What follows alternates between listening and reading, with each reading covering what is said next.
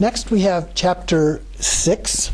Chapter 6 deals with the samadhi, or meditative concentration, but particularly the symbolism and meaning involved in the mandalas we've been looking at here. And so it starts with the mandala of samadhi that arises. And then the next heading is the mandala of samadhi of basic space. And so at the bottom of the page it gives a definition of mandala as a principal deity surrounded by a retinue. And so in this text, remember that we've got the principal deities as Samattabhadra, Samattabhadri, and also at times as Virachana and consort White Tara. And so those are the things that we're looking at as the principles. But in fact, each of the other levels of deities appear as mandalas as well. So we have lots and lots of different levels of mandala. The word itself, mandala, is even used to refer to the mantras and the mudras and other things that are a part of this, almost as if it means a collection of things. So on page 328, the mandala of the ground, and we're talking about the symbolism here. The container of the celestial palace and the deities who are the inhabitants are by nature primordially awakened. They abide as a mandala. The appearance of the external elements is the mandala of females. The appearance of the internal aggregates of the mandala is the males. The concepts and all sense sources primordially abide as the mandala of bodhisattvas. So just giving a general sense here of the meaning of these different deity forms. Going to the top of 239, appearances primordially abide as the mandala of enlightened body, sound as the mandala of enlightened speech, and thoughts as the mandala of enlightened mind. So everything is a mandala.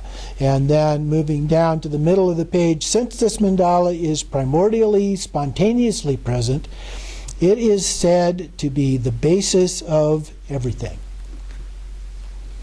Okay. So next we have the mandala of the path. So that was the ground, now we have the path. And again, we're talking about the symbolism here. So it talks a little bit about the image, the ultimate mandala, the distinctions, and so forth. So on 330, in the paragraph below the top quote, the aptitude of those with middling and dull faculties to allow entry into the mandala and clarity of their samadhi. The painted and colored sand mandalas, chalk lines, and formations of flower mandalas. So it's giving a list of different ways that the mandala can be done as a part of that. Or it can be in the form of a printed mandala too, which these are used more and more, or mentioned painted mandala, but a lot of times we use a printed form today for those things. And then 3 mandalas of the enlightened body, speech, and mind.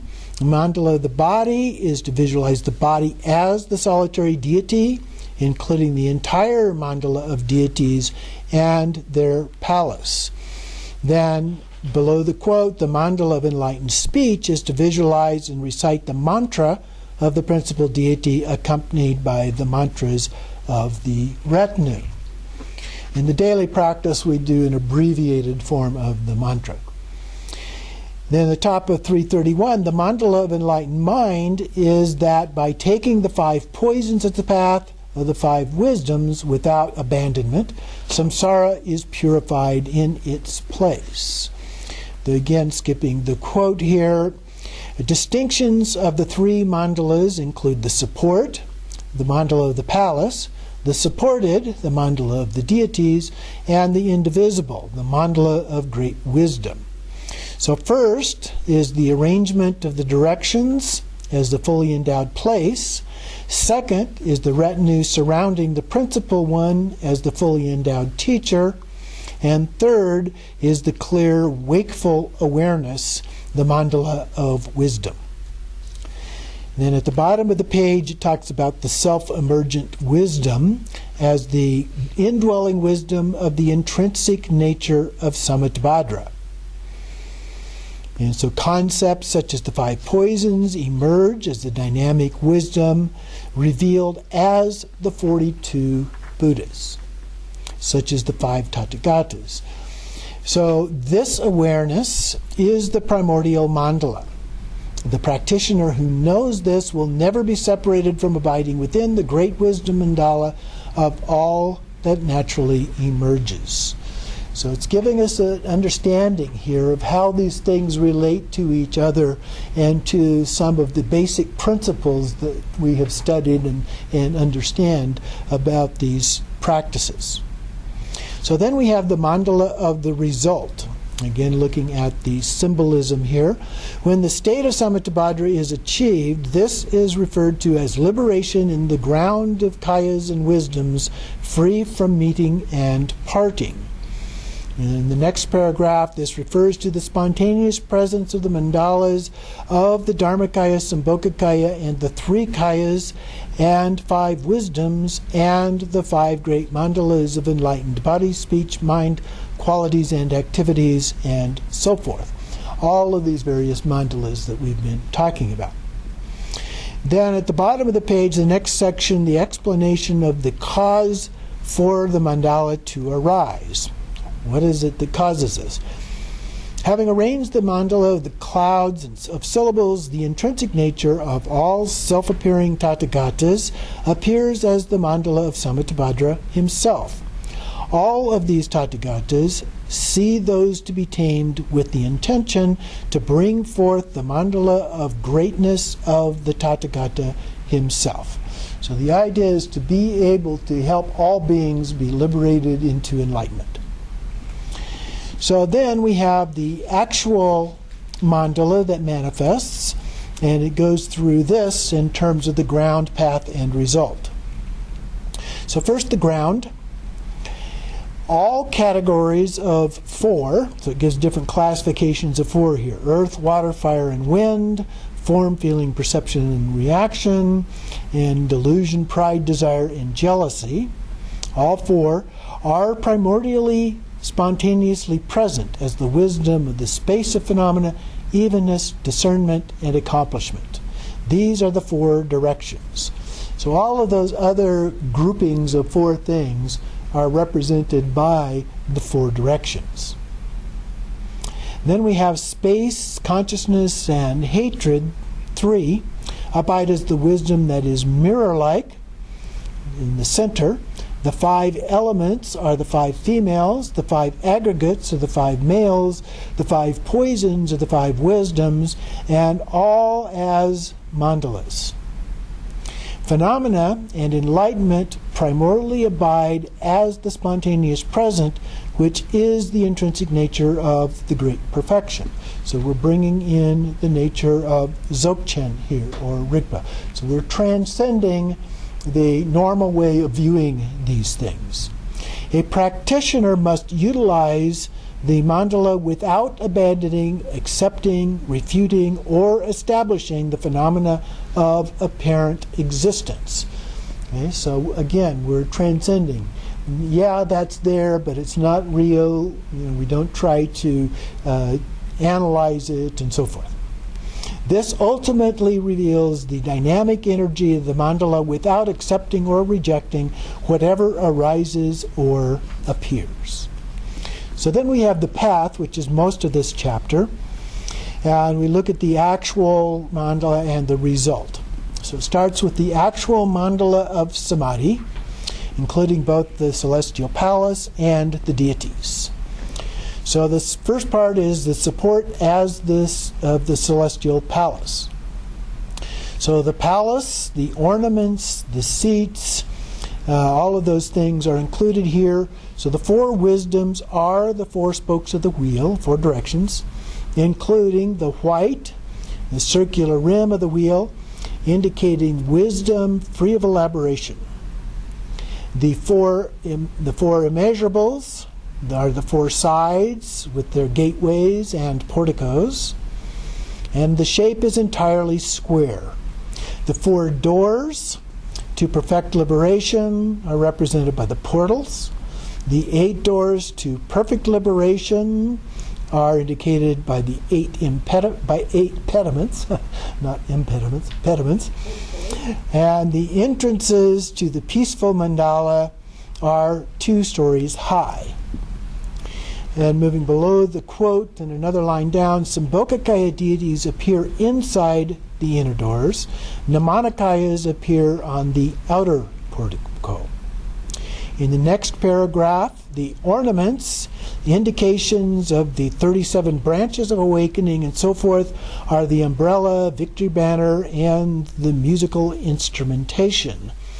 And this is adorned with the 42 mandalas of the seats. The seats, the different kinds of seats of all of these mandala, all of the deities. So then it talks about the seats. The 4 states of fearlessness are lions, elephants, horses, peacocks, and garudas. And then we have the sun, indicates prajna, the moon, method, the lotus, unaffected by faults. The thrones are elevated on supports made of precious jewels. So those are the 5 different aspects. So the seats of the 5 families have 5 levels.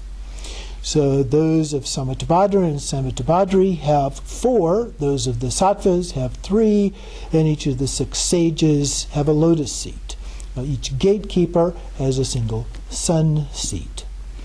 So again, it's giving us a little bit more elaboration of how these appear, at least in terms of the detail. Then at the very bottom of the page, the peacock and garuda indicate pacifying as a part of that. On 336, supported by the mandala of the deities. And so here there are 6 parts, and this deals with the way that they abide. Male, female, Samattabhadra, all the Tathagatas seated on their thrones. And so the first one and second one, so we have 12 perfect male, female Buddhas in the Vajra posture.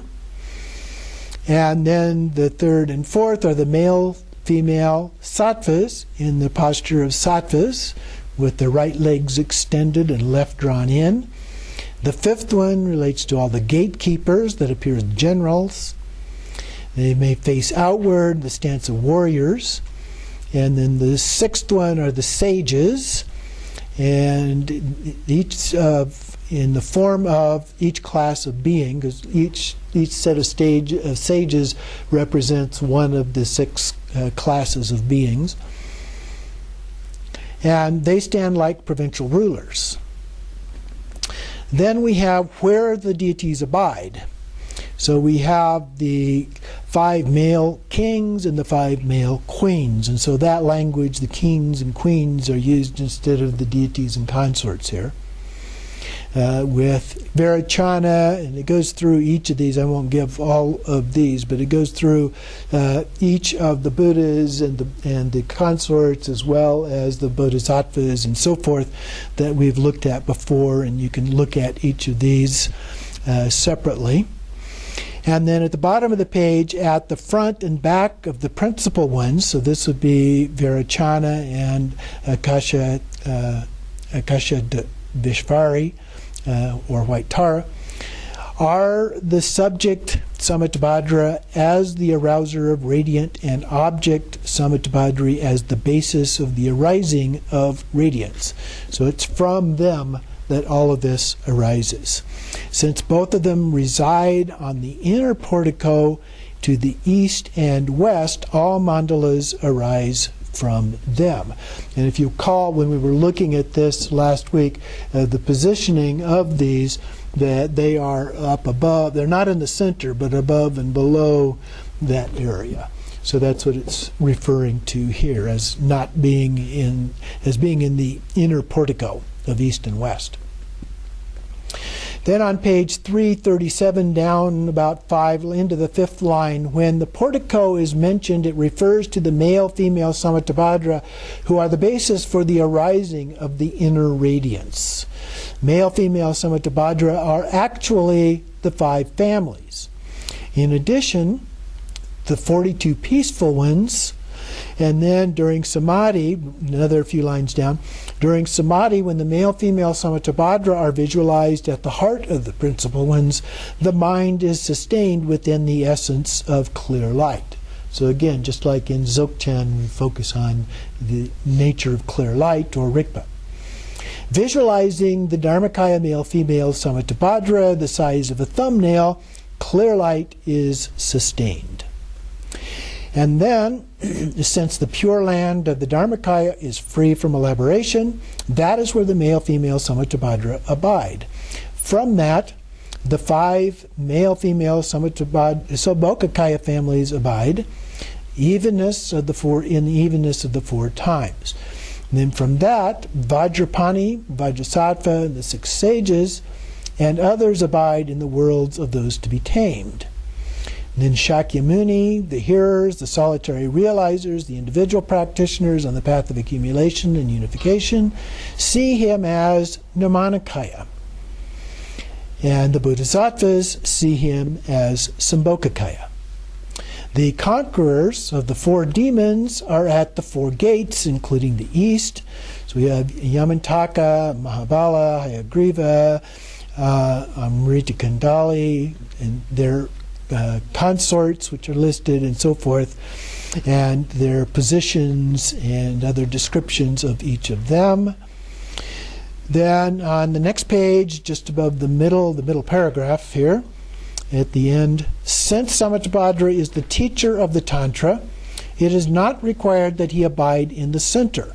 If that were required, the Buddha Shakyamuni would have to appear in the center of the mandalas of Manjushri's magical manifestation matrix and the purification of the lower realms.